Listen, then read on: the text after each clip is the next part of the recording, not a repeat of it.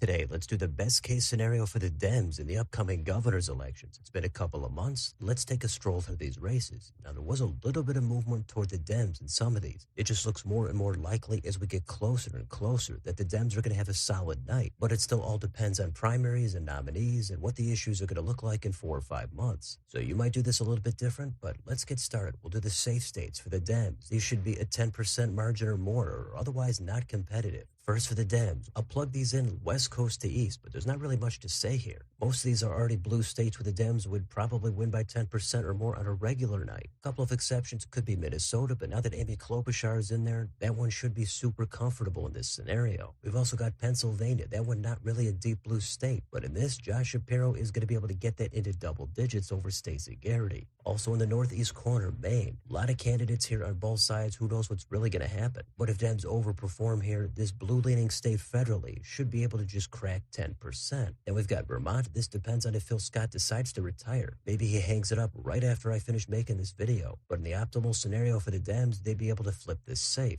not the Republicans. So even on a good night for the Dems, Republicans are still going to hold it safe in Idaho, Wyoming, South Dakota, Oklahoma, Arkansas, and Tennessee. Who knows if something happens here with redistricting backlash in this open seat against Marsha Blackburn. But for now, it's going to be safe. Not a whole lot of states there, and something else could easily happen. But some of that depends on if third-party candidates gain any traction. Things could look different in a few months. Now let's go down to the likely states. These should be between a 5 and a 10% margin, or are semi-competitive for the Dems. First, we've got Arizona. Here, I think Katie Hobbs would win by at least 5%. It's just not looking great right now for the Republicans. Andy Biggs, I think, would be headed for defeat here by mid-single digits. Then we've got Wisconsin. This one has question marks on who the Dem nominee is going to be. But given the margins we've seen coming out of the state in state Supreme Court elections, Dems should be able to hold this one at least by 5% in this environment. I don't think it would hit 10, but it could get close. Next door in Michigan, this is a three-way race. It's an open seat, and when Gretchen Whitmer first won the blue wave of 2018, also during Trump's midterm, she won by almost 10%. So it's another one that could technically hit 10 if everything really lines up, but for right now, the most reasonable is going to be high single digits. Now we've got the likely states for the GOP. First is Nebraska. This one is going from safe down to likely because Jim Pillen could be facing a third-party challenger that could spread out the vote. Apparently, he's not extremely popular either, so it's pretty early, but we'll say if everything lined up for the Dems, it's going to get down to just under 10. Then we've got Alabama. This is the Tuberville-Jones matchup, and Republicans should easily be able to hold on here, but if Dems have a solid night, this is going to get down into single digits. Finally, we've got South Carolina. This one has some range on it. In theory, I could picture it getting down under 5, but Dems don't have a strong bench here. There's a whole ton of Republicans running. We've got to wait and see what happens, but for now, it's going to go likely. Now the competitive states. Lean are under 5%, Tilt are 1% or less. Let's go through them one at a time. We'll start in the West. First, we've got Alaska. This one, I guess, is shaping up to be Tom Begich for the Dems in a top 4 ranked choice vote. This is the kind of state I could see voting for somebody different at the top of the ticket. They did it with Bill Walker. They've had Democrats elected in the past. So the voting system is more complex here. If everything lines up for the Dems, I think they'd be able to flip it. It'd probably be by 1 or 2 points. Then we've got Nevada. This would be Lombardo against Ford. It's a purple state. In this scenario, Ford would get it by at least a few points. Next up, it's Kansas. This is a pretty red state, but Dems won the last 2 governor's races here. So in a best case scenario for them, already in a blue-leaning environment, I think it'd be weird to say that they can't possibly win it. So they're going to get it here with a lean rating. It's not by a lot, but it's at least by 1 or 2 points. In Texas, Greg Abbott would still win a 4th term here. It would get more competitive, but he would pull it out by at least a couple of points, but we'll see what happens. Now we've got Iowa. I know the polling right now looks pretty good for the Dems, and I do think they would get it. I don't think it's going to be overwhelming, but Rob Sand would defeat Randy Feenstra here by a lean rating. Ohio is going to be similar. Amy Acton would take down Vivek Ramaswamy, also by a lean rating. Then in the Northeast, we've got New Hampshire. Here, Kelly Ayotte would still hang on. It would get very, very competitive, but she'd win it by a tilt rating. Then we've got Georgia. This would be an open seat. Dems could pick it up. Certainly in this environment, they would get it by at least 3 or 4 points. So it is going to go lean blue. And the final state is Florida. This is another open seat. It looks most likely that Byron Donalds is going to be the next governor. Whoever he faces, maybe it's David Jolly. He's still going to win it, but it's going to get more competitive. It's going to be a lean rating, probably still about 4 or 5% for Donalds. So that's the final map. Dems come out with 30 seats, Republicans 20. A lot of these seats are competitive, certainly around 5% or less. Definitely not a done deal. I would not count out the Republicans, but I would also say that there's no way that they can't lose more seats than they might think. It's possible Nevada gets over 5. It's possible Wisconsin Wisconsin hits 10. Maybe Texas really becomes a coin flip. Plenty of unknowns. We'll see what happens. We're less than 6 months out from the election. So let me know in the comments. What do you think about this best case scenario for the Dems? Do you think it would be even bluer? Maybe it would be a little bit redder? What do you think of the crucial states? Let me know down below on your way out. Don't forget to like, share, and subscribe. Join if you'd like to support the channel. Thanks for watching. I'll see you next time.